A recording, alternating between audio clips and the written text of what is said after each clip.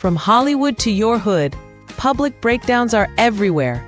But what if we turn gossip into growth? On Allegedly, we react to the wildest viral stories, celebs spiraling, influencers breaking down, and infamous moments you can't unsee. But we don't just watch, we work.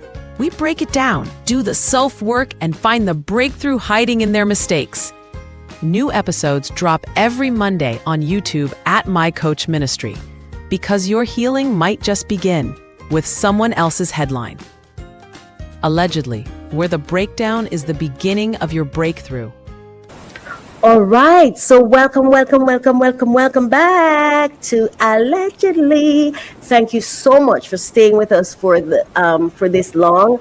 I hope you're enjoying the program. It is my hope that you're being empowered through this program, all right? So it is now time for Allegedly. And of course, today we're talking about Monique and TS Madison. And I'm going to be sharing some clips with you, Amanda Seals. And I have some things of my own to share with you. And I think I'm just going to share those with you first because it leads into what's coming up next, right?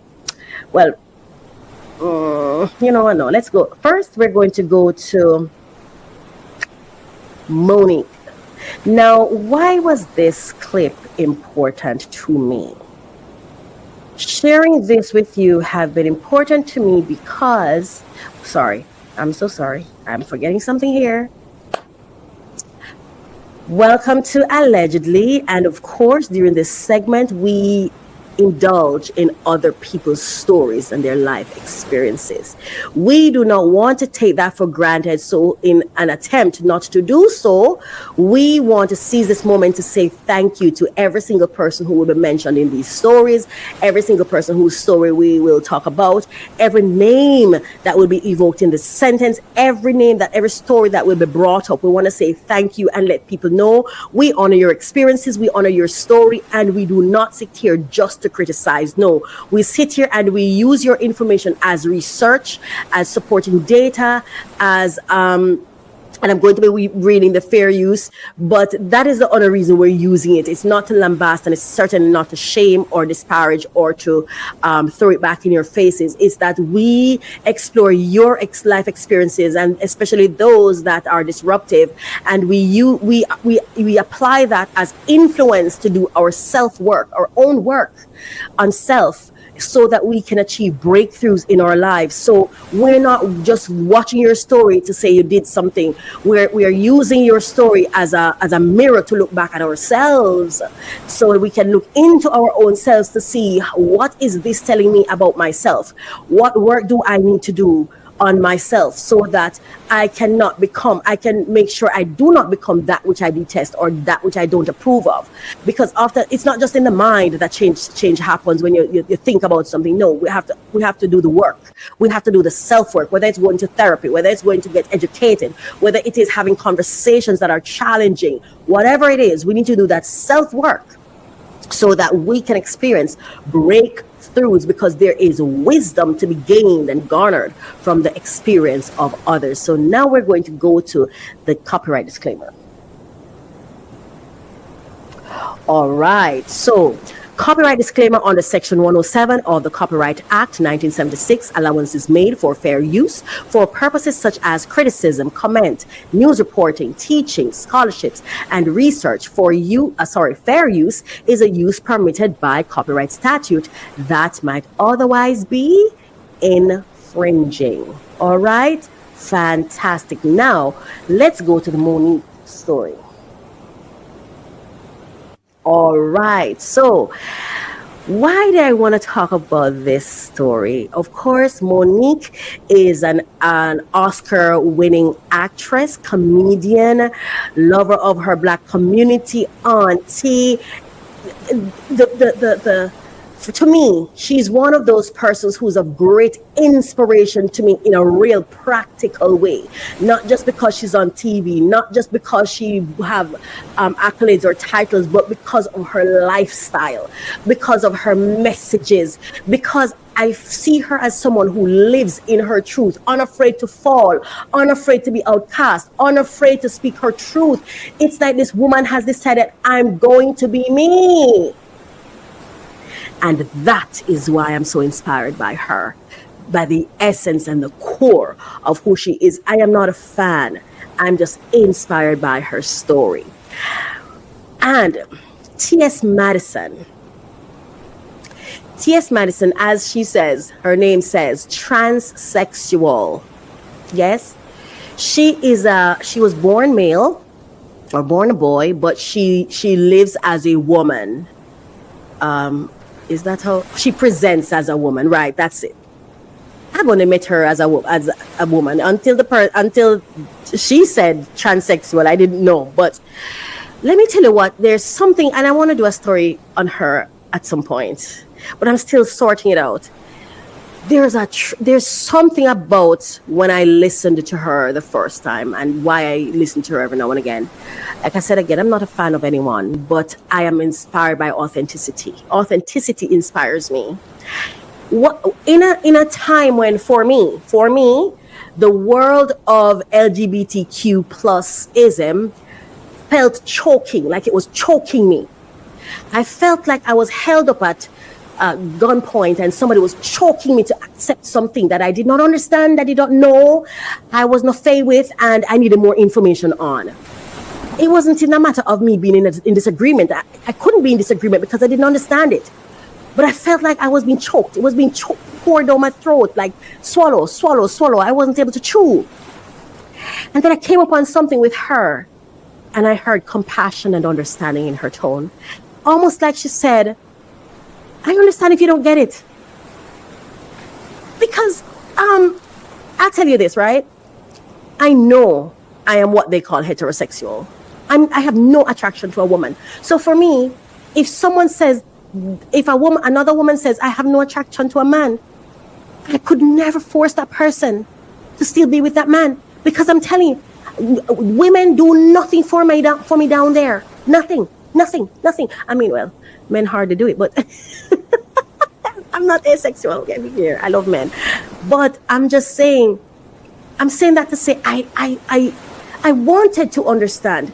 And it was refreshing to hear somebody who speaks in such a way that it wasn't choking. It wasn't suffocating. There was air to be had when she started talking about her experience. And for that, I'm going to forever love TS Madison. Forever. There's nobody that can change my mind about her, not even her. Yeah? I'm not a fan. I'm not someone who follows her all the time. Sometimes I listen to her podcast with Craig, Fag Talk, because I find it very informative on the world that we're living in. And I think you'd be a fool not to listen in, to understand what's going on out there. There's some persons who, I don't want to hear about that. I don't want to hear about that. Then how do you know? If you shut off information, then you exist in blindness. How wise is that? Anyway, the first time I was introduced to TS Madison was because a woman I love and I'm empowered and inspired by was being taken through the ringer, and I was hurt by it. I felt like people just kept shutting Monique up. Shut up. We don't want you. We don't care. We don't hear you. My interpretation of things. That's how I felt like people were treating her, discarding her, shutting her down, as if she must just go away, go suffer in silence. None of us want to hear you talk about those who we consider heroes. Who do you think you are? And I was watching Monique, and she was an inspiration to me because I saw myself in Monique. And then one day, I don't know that TS Madison will ever see this, but TS Madison, if you ever see this, I want to say thank you to your mom for having you. I want to say thank you. Why am I getting emotional? I want to say thank you to your mom for doing the work, the self-work, clearly, that empowered you to be who you are today. Because I'm not sure I have the word, but I find you to be somebody who's so authentic. And if you're pretending, that's on you, because even your authenticity isn't pretending too. If this is not who you are and you're pretending, then that's on you. But I see real authenticity there, and I want to say thank you to your mom for it, because When you gave Monique that platform and you had that interview with her, and I knew it was divine because of the chaos you all spoke of that existed around it. You see, breakdowns are for a reason. It's not accident. It's not accident. And so with the whole thing with Kaya and whatever, it's exactly how it was supposed to be, because you were supposed to do that interview, not you and Kaya. You were supposed to do that interview. And when I saw you sat with that woman and you listened, and I don't understand how I see this in how you present. One of the things, man, I'm telling you, I respect about you is when you say, listen, I'm not going to talk about somebody's life. You rather sit down and talk about your own self and let people see you talk about yourself so much. Yo, respect you for it. Respect you for it. I respect you for it. You don't need my words, but I'm sharing them anyway. I don't care how you present, what you have at the top, what you have at the bottom, your character. The person who you've presented yourself to be. I am not a fan. I'm not a fan of anybody. I've been inspired by your authenticity, because that's the way I live my life. And that's the thing that moves me. Authenticity. I don't care how a person presents. Just presenting your own truth. When you sat with Monique at a time when those who look and feel and live as her did not want to touch her with a long foot pole because they weren't authentic enough to do so. You did. And I thank your mom for that. And I thank you for that. Thank you for that. And that was how I was introduced to you, because of Monique. Because if I hadn't seen Monique there on that platform, I wouldn't have clicked, because I'm not a fan who goes around and just watch things for no reason. I have to have a reason for why I'm watching something, and I have to have a plan for what I'm getting out of this thing.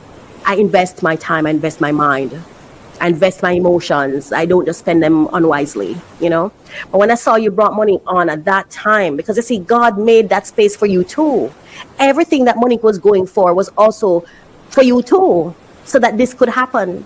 Because you see, God had to create breakdowns so that when breakthrough happens, people can see it and say, oh, this is special, because of the chaos that was seemingly around it. See, if everyone else didn't reject her the way they did, your interview with her wouldn't have stand out to me. So everything is in our best interest. And Monique, for some reason, like, this woman inspires me. I see my mother in her. I'm just so excited. So I watched the first interview and I didn't understand how some person missed some of it. Some of the things you said, the advocacy that you spoke of, in that the fact that you were advocating for Black women behind closed doors. I heard it from that interview. From that interview, I heard it, right? So when I saw this second one, I'm like, I've got to listen in. Let me tell you something. That 1 hour plus program lasted 5 minutes on my channel. I watched it in 5 minutes. Okay. That was a 5-minute segment. Let me be clear. The thing, I sat there, I didn't breathe. It's like when you have this power nap? I went to sleep for 5 minutes and woke up powered. It was a power nap experience for me. When it was finished, I'm like, oh, hang on. I was here for 5 minutes. 5 minutes. Who on God's earth was this an hour? I loved it. I loved it. I love it. I love it. And I was so empowered. And I have 2 clips that I want to share from it. Love it, man. Okay. When you're using different devices, you have to remember how to use them because they're different.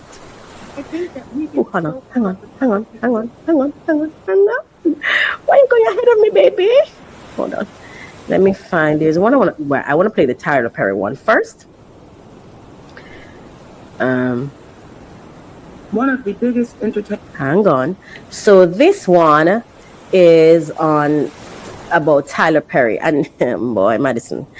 You see, I give this woman TS Madison thumbs up, my darling. Thumbs up and thank you. I respect people who can allow people to have their space without feeling threatened, without feeling like you have to defend You sat there, and yes, you work with Mr. Tyler Perry, and maybe you and Mr. Tyler Perry are friends. I ain't got nothing against Mr. Tyler Perry, but I still support Monique's right to speak her experience. Ain't nothing wrong with that. You're not being disloyal to one because you're allowing someone else to have their voice. And I loved that you sat there and allowed this woman to speak, even though she's speaking on somebody who you respect and love and admire and work for. Entertainers in the world is Tyler Perry. And Tyler Perry told a lie with me. And that lie cost me 12 years of my career. 12. Hold on. And I know that you work for that man. But as I told you before, and I'm going to say it again, until he fixes it, I will not stop. Because that's how the monster is created. We're too afraid, we're too scared, we're too fearful that you're going to take something from me. So I'm just not going to say anything. Harvey Weinstein is where? He's in jail. Now that's been going on for decades. But everybody said, let it go. Don't say nothing, which allowed that man to do more damage to women over the decades. As long as I can help it. I'm saying, Tyler Perry, you will not do this to another. As long as I can help it, because you told a lie. And you feel like you have the God complex. So I ain't got to fix it. Either you'll fix it in life, or you'll be dealt with in death. It's totally up to you. But I'm not going nowhere. Oprah, I'm not going anywhere until y'all take accountability and fix it. Y'all messed with my livelihood, which messes with my family. Never would I do that to anyone.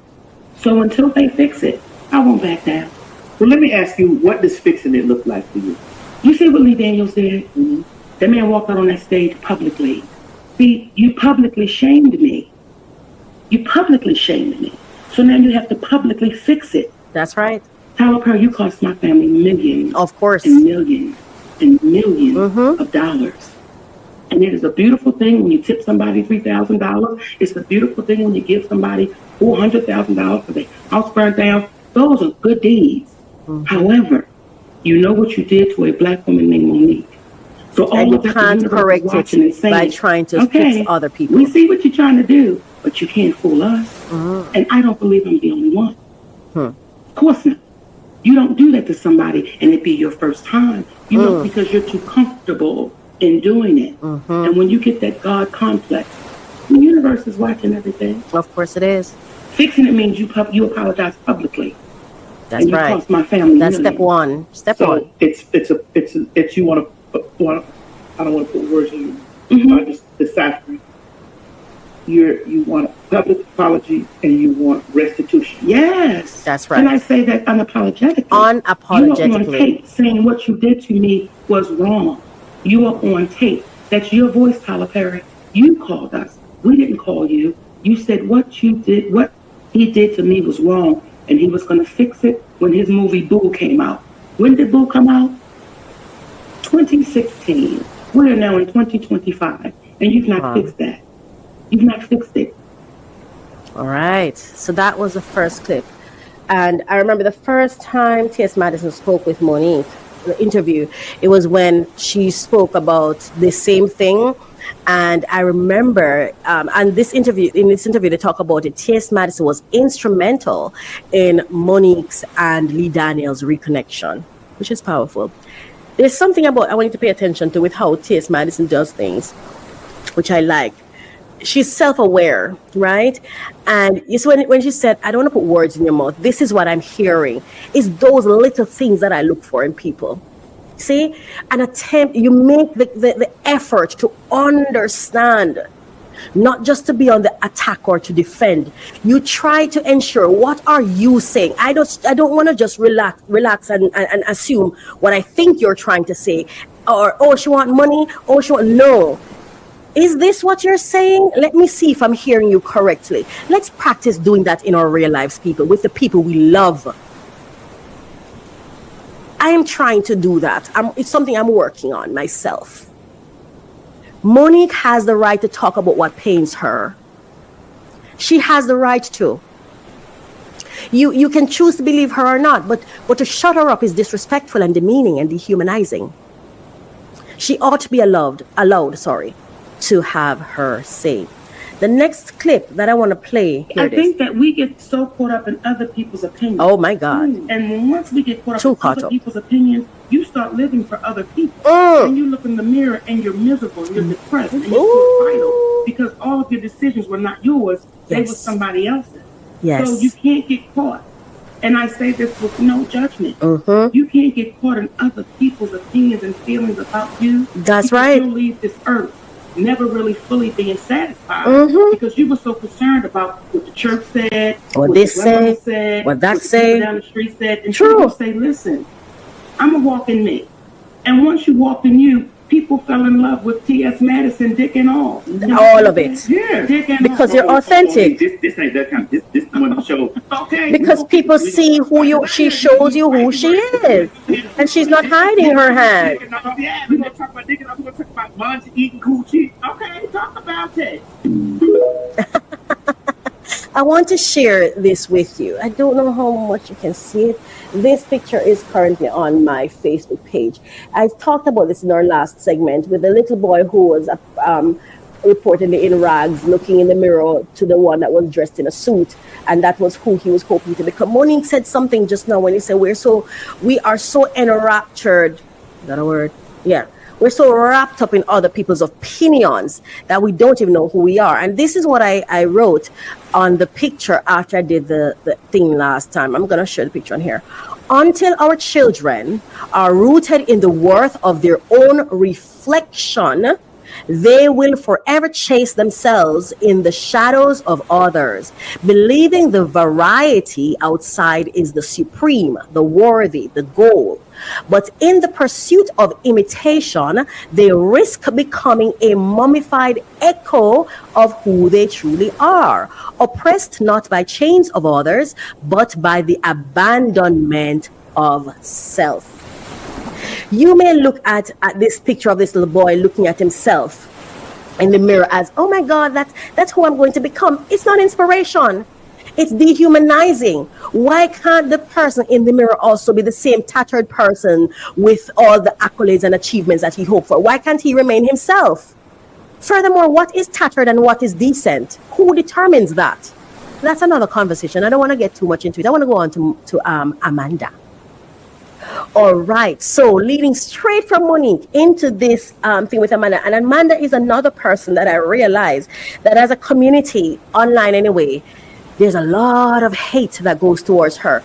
And sadly, it seems it goes towards her because of her authenticity. She refuses to stop being herself and speak her truth. And some of us cannot handle, we don't have the self-bandwidth, the self-love bandwidth to withstand another person's profession of love for themselves and their positions, because we're so insecure in our position that we're threatened by another person's perspective. And another thing that people do, and people do this a lot to me too, you share something and they, for example, I just spoke about TS Madison. Everybody's not going to say, oh, so you love people who are who are trans persons, you love my man being dressed up as a woman, whatever. I never had that discussion with you.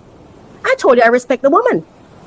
I told you I respected that person. How on earth do you, I'm telling you, sometimes some people get to they use this one thought you shared and have this whole thing, which is why sometimes someone said they like us and we think we're falling in love because we think it means they love us and they're going to live for us the rest of their lives. No, what the person said is what the person said. If you want to learn my position on another topic, it's up for discussion. We can have a conversation, but don't make any assumption on who I am because of one thing that I said or I stood for.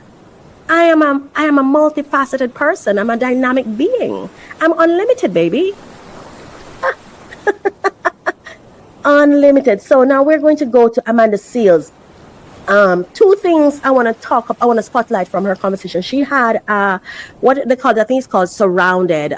It's where you have Amanda Seales, a black radical, and she's debating with 20 black conservatives, right? It was a very, very not eye-opening, because everything that went on there, that's what I see every day online.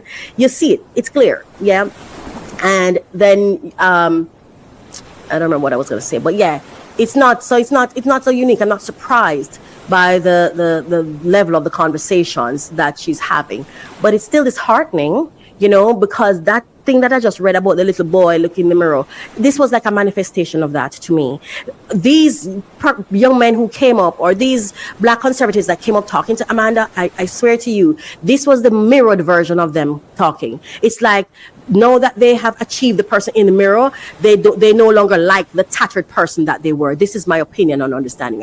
It's just how I interpreted the conversation. All right, it's like, oh, know that I'm the person in the mirror, know that I have achieved, know that I'm in my clean suit, know that I have my new position and my new perspective.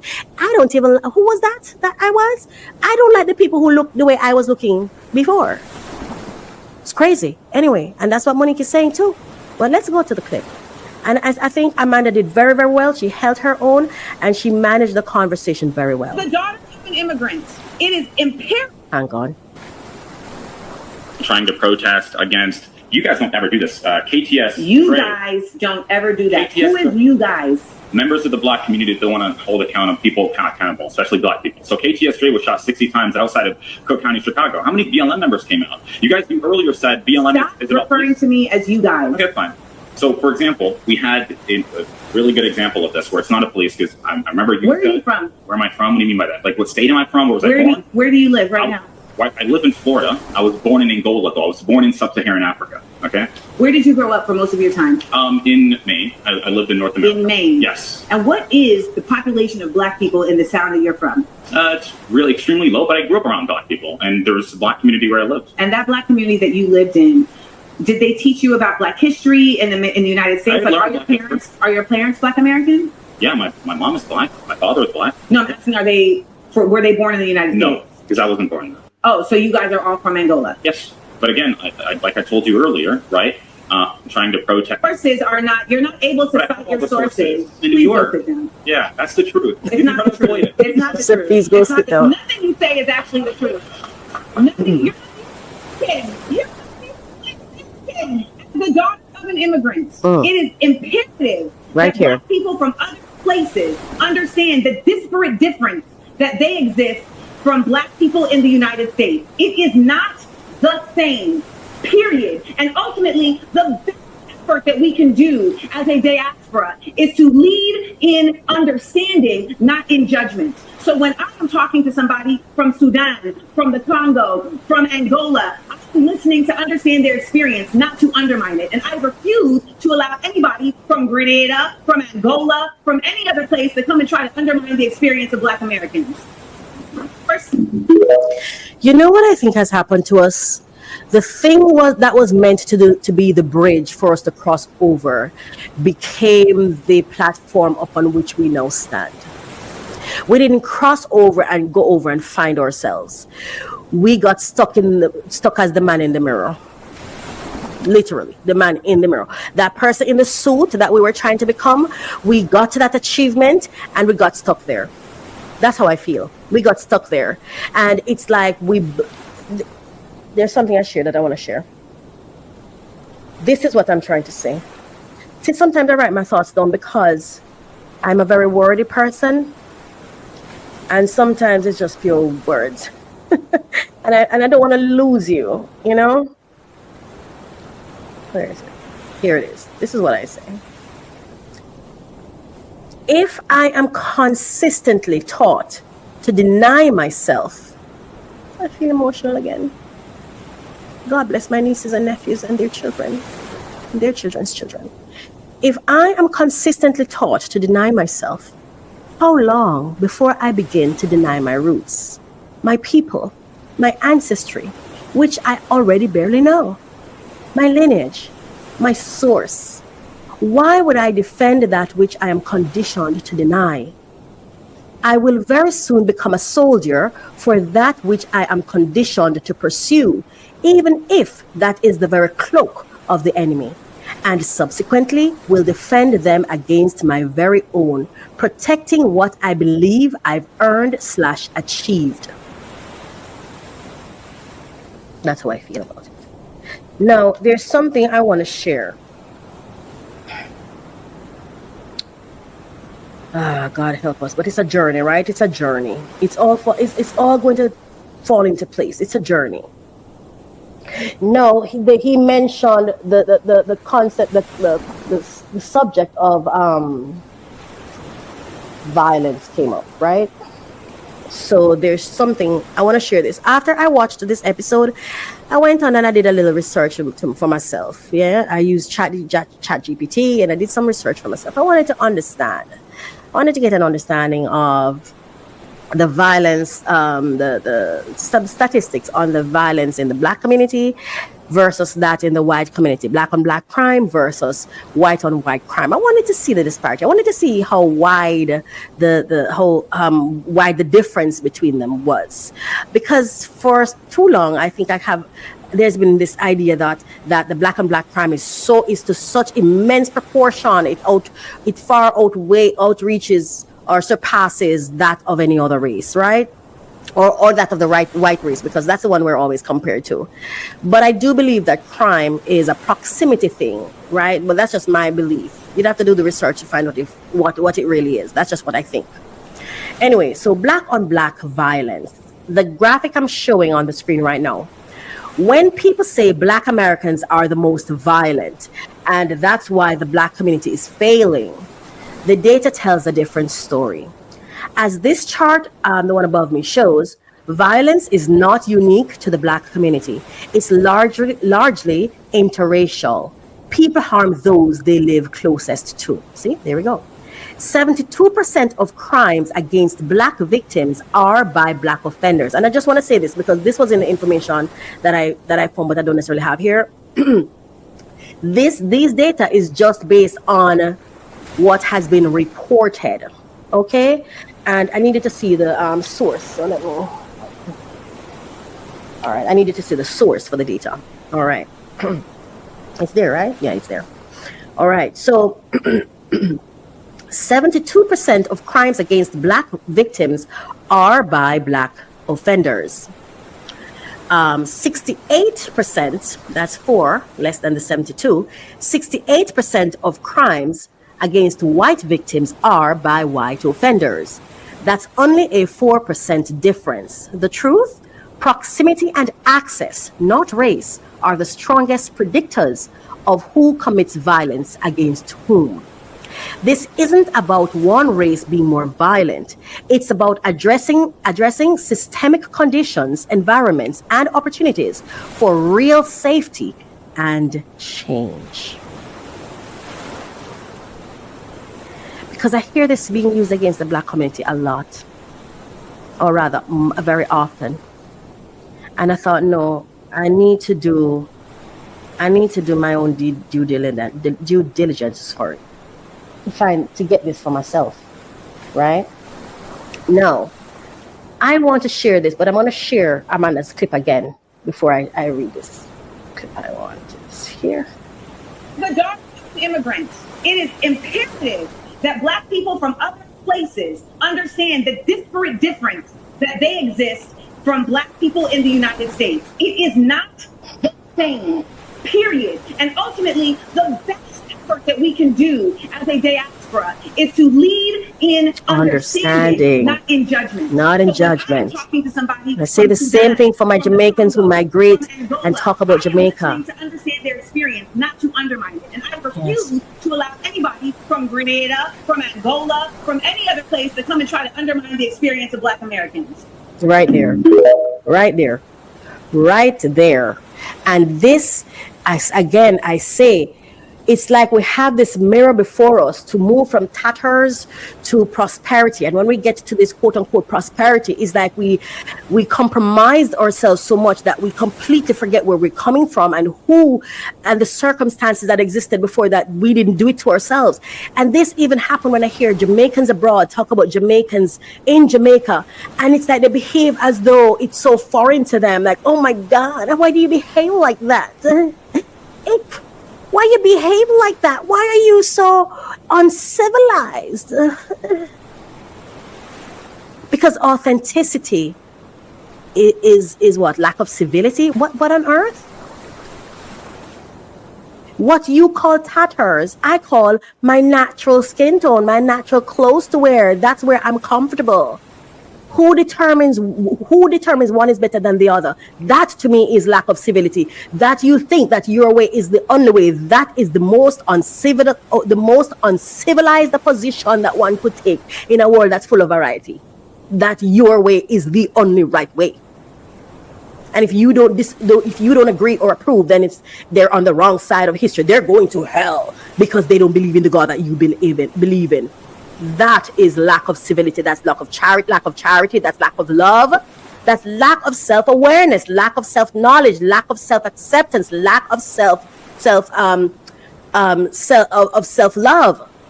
Because you are unlike anyone.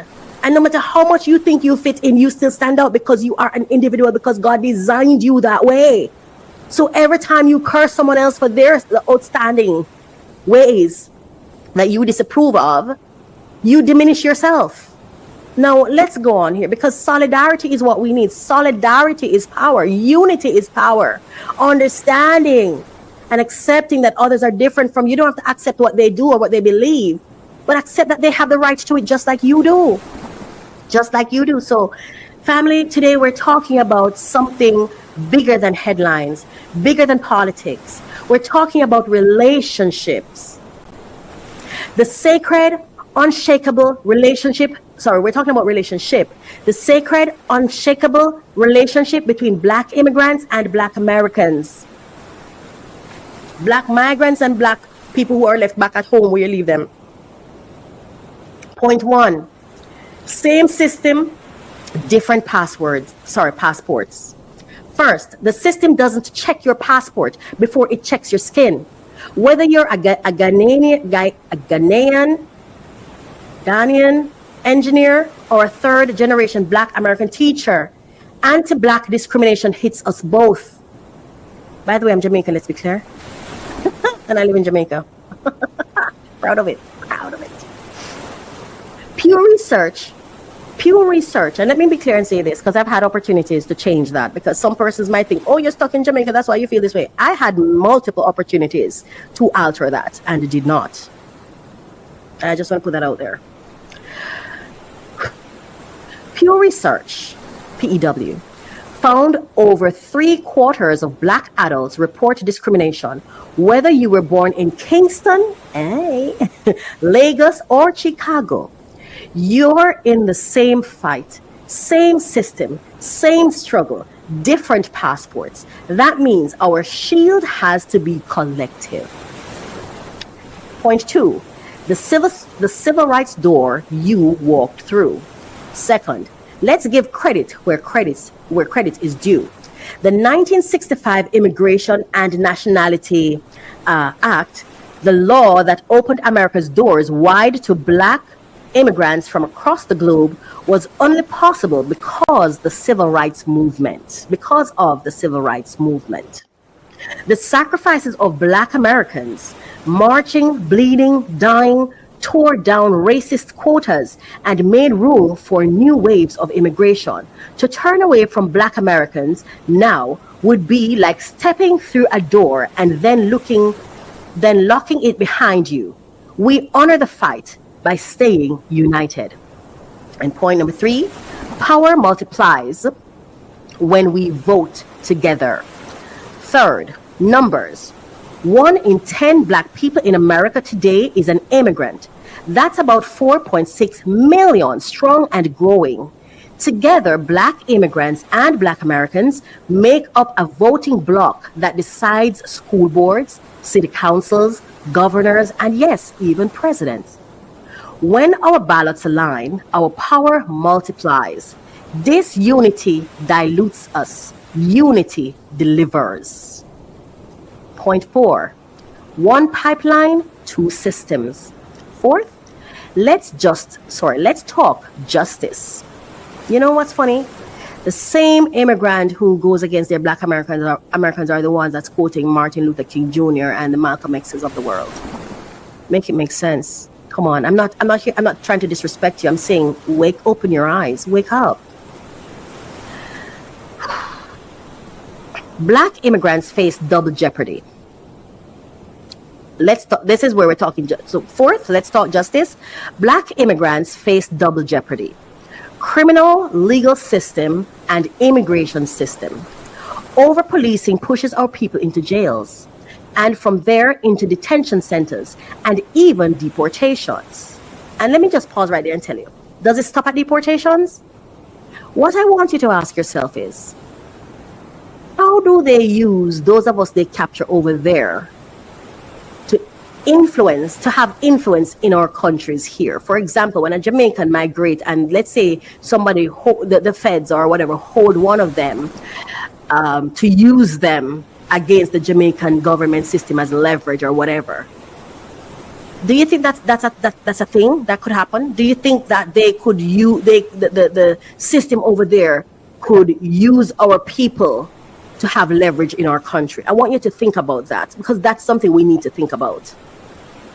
Data shows Black immigrants are disproportionately detained and abused in detention. But here's the truth. Criminal justice reform and immigrant rights reform are the same fight. Protecting one another is protecting ourselves. And I'll say this, even if it had nothing to do with slavery, it had nothing to do with immigration, it just had to do with people from a similar group, just scattered about the world. How can it not be more powerful if we unite when we come together? Yeah, numbers increases power, right? And access. So there's only benefit if we unite for whatever reason. Just being similar and having similar experiences is a gift that should influence us to come together. I'll tell you my experience when I travel, and I don't know what happens. Let me tell you something. Is that the kindness of Jamaicans are on steroids when I travel. They're taking you out. They're taking you to eat. They're taking you to dine. They're taking you to shop. It's this thing. It's like they just pour pure love on us, and I'm thinking, damn. And if we unite, anyway, that's all I'm gonna say. Point 5: representation equal resources. Right? Resources. 5th, representation. The 2020 census undercounted Black people by about 3.3%. That's billions of dollars lost in schools, clinics, housing, and infrastructure. Both Black immigrants and Black Americans pay the price. But when we organize together, make sure our families are counted, make sure our neighborhoods are seen, we bring resources home, solidarity doesn't just feel good. It funds future. It funds the future. Right? Yes. And this is something I'd like to say. For me, this is my opinion, my interpretation of the world. When I sit back and I look at when they talk about how Columbus came here and how people from different countries, they established the United Nations, which really to me is a hub or unit that manages cross-country relationships and businesses and opportunities, right? Hope I'm saying it wrong. Sorry, I hope I'm saying it right. Inter means here, there, and there, right? And intra means within. So I think it's an international, well, duh. I love myself, I swear. It manages international relations and relationships, right? And this is something I've been saying. I can't believe how full circle. This is a full circle moment, okay? For those who know, they know. I've been talking about this. It would be a wise Black person to seek to use travel as a business arm of their entrepreneurship goals, as an opportunity for business. To connect with your little kind, to connect with Black people. So for example, when you migrate as a Jamaican, you are able to build a business that connects both Jamaica and America. That's opportunities. That's new opportunities. That's new ideas. Yeah, that's some new stuff that people, when the Columbus and those people travel, I sat back, and what I was saying is I sat back and I realized that, hold on, these people didn't just get wealthy because they were in their countries doing things and selling things and building things. No, they became wealthy because they traveled. They traveled and established business or business opportunities, I want to call it, because they may have recorded it in history as something else, as discovery, blah, blah, blah. No, what you came here and did was establish business. You came here and established ways to generate income, to make you wealthy back home. You came here and generated wealth to make you wealthy and relevant back where you're from. Are we going to talk about it? It's my perspective. This is my view, my experience, what I've learned, what I've garnered. If you think I'm wrong, okay, that's cool. But this is how I see it. Travel. They go to different countries to establish relationships and establish businesses.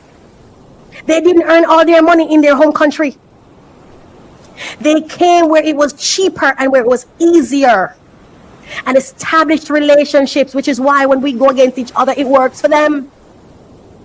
Because if we only work with each other, how are they going to be able to come to Jamaica and make money if Jamaicans only decide to work with Jamaicans? They go around the world and they set up business networks. That's what I see. That's what I'm saying. Now, I have something else I want to share. Right? A whisper and a roar. So here it is. 5 reasons backed by receipts why our bond is sacred. Because the system, I'm sorry, I think I shifted around. Yeah. Because the system doesn't care about our accents. Because civil rights warriors cleared our path. Because our votes decide destinies. Because injustice targets us double. Because representation shapes resources. Anti-Blackness is the problem. Solidarity is the power.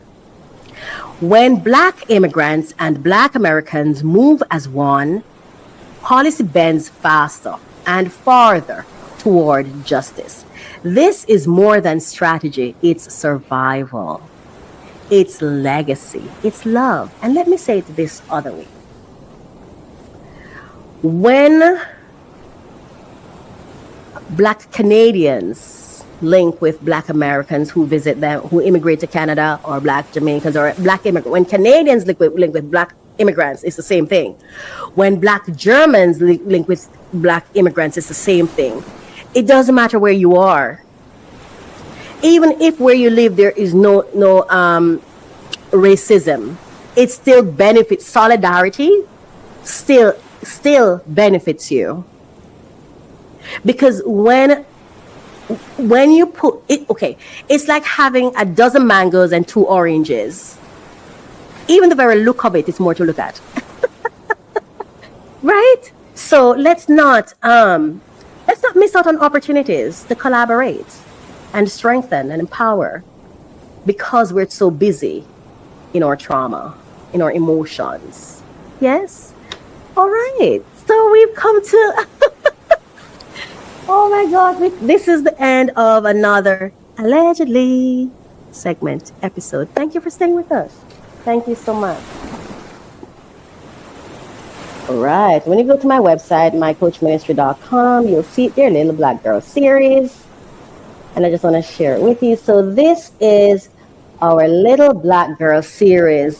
Step into a world where wisdom wears pigtails and truth blossoms in the garden of imagination. Oh my gosh. So the Little Black Girl series is a series. It's something I really started on Facebook, and persons started saying to me, you should put that in a book. You should put that in a book. You should put that in a book. It is where when I have a breakthrough, I always go and I'm like, dear little black girl, believe in yourself. Dear little black girl, and I'll share something based on what I've learned. And then I decided, I am going to make this a series on my website, something not just for little girls, but for the little girls, the little girl inside of us. So I just want to introduce you to it. I hope you check it out. It really is just my message. And I'm going to say this, Sadiki, my little baby girl, Shauna, Cheyenne, oh my God, Reggie, it's Rajani, my niece, and oh my gosh, I can't remember all the names, but all my nieces. I just want you to know that this is for you. Oh my God, Rochelle, that's the name. Searching for. I hope I said everybody's name. I don't know all the names. Please forgive me. It's okay. This is for you. This is in honor of you, and I just want you to know that I feel a lot of flowers inside for you. I don't know what that word love means, so I don't want to use it too much. But when I think of you, I think flowers, and I just want you to live happy, healthy lives. Thrive. I want you to thrive. All right. So this is in honor of my nieces. Now, Little Black Girl, I have three. I've done 3 or 4 so far. We have the Dear Little Black Girls Empowerment Edition. Right. We have the Dear Little Black Girl Boss Moves Edition. So we have the Empowerment Edition, Boss Moves Edition. Then we have Dear Little Black Girl Know God for Yourself Edition. And we have Dear Little Black Girl Never Settle in, Dear Little Black Girl 10 Things to Never Do Edition, right? Those are the ones that have been published so far. Let me just share some. That thing I was about to read. This one is one of the most powerful ones for me. Coach Raquel says, Dear Little Black Girl, never settle in an environment that deprives you. You deserve to thrive where your spirit awakens with joy and your light is free to shine. Dear Little Black Girl, never settle in an environment that deprives you. All right? Now, that is our thing on the Little Black Girl. Now, I wanted to just kind of share a little bit about my healing journey. For those of you who have been following me, you've heard me talk about being on this healing journey. And I just want to say, I'm going outside again. And today, that's what I'm reporting. I am outside again. For 6 years, I never went through my door. I stayed inside my house and I would just collapse at the door. I couldn't go through. And then for a while, I went out when it was necessary, but I was just petrified. I was in fear. And now I've become stronger in that I understand my right to choose. I can stay inside if I want to for the rest of my life, and that will be okay too. But now the other day I caught a cold, or rather I was just coughing a lot and I wasn't sure what was going on. And it's like one morning I got up and I'm like, okay, I need to go walking. I need to get air, because that was something I've been doing since I was a child. I love to walk. Wake up the first thing in the morning is to just walk by myself, you know. And I found myself, I got up, I got dressed, opened my door, went, and I found this rock that is my friend. And in the mornings when I feel like it, more mornings than not, but I try to break up my pattern. I don't want to become, I do this every single day because I had an encounter that made me feel like, okay, break this up, because somebody's like, oh, every day you come out and you do this. And I'm like, okay, Raquel, patterns, you know? So I started, I do it, but then I try to break it up. So sometimes I just don't go, because I always work out at home. And if you follow me on my my fitness channel. Welcome to Kelly's Fitness Adventures. Discover your path to wellness. Hear your breath, movement, and healing align through ASMR fitness journey. I have a fitness channel and I work out at home. I have an at-home fitness vlog, right? So I do work out whether or not I go out, but it's been beautiful. And I just wanted to report that, and I just wanted to share that you will heal and you will be stronger than you were before, and you will know yourself again, and you'll be confident in yourself again, and you're going to fall in love with yourself again, and it's going to be a beautiful experience. All right, thank you so much for watching this program. This is Refresh, Relax, Renew episode 22, and it's been my absolute pleasure to sit here with you like this and dine because I feel like it's a dining experience, a mental or psychological or educational dining experience, an adventurous dining experience is what I'm thinking that it is, a cultural dining experience. So, so I just want to say thank you. Please don't forget to like, share, comment, leave a comment. Please leave a comment. Talk with me. I'd love for you to engage with me. But like, share, subscribe, and take care of yourself. All right. Thank you so much for being here. This has been Refresh, Relax, Renew with me, Coach Raquel. Have a fantastic, phenomenal day. Mwah. Bye. Welcome to Kelly's Fitness Adventures. Discover your path to wellness. Hear your breath, movement, and healing align through ASMR fitness journeys. Join us on real-time walking meditations, feeling the earth beneath your feet. Experience sunrise strength training that nourishes both body and soul. Engage in waterfall breathwork journeys. Rejuvenate your spirit. All you need is a phone and an open heart. Let's connect. Come away with me. Inhale, exhale, just breathe. Visit kellysfitnessadventures.com. I love to open new packages. There will be the latest information on top funding opportunities for entrepreneurs who are seeking funding. Come along with me. I'm Coach Raquel, and it is a passion project for me, so I'm so happy to bring this to you. Thank you so much for listening. Thank you for watching.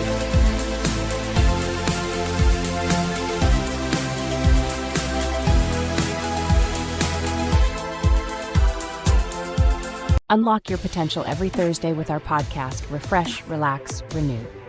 Join Coach Raquel as she guides you through personal development journeys.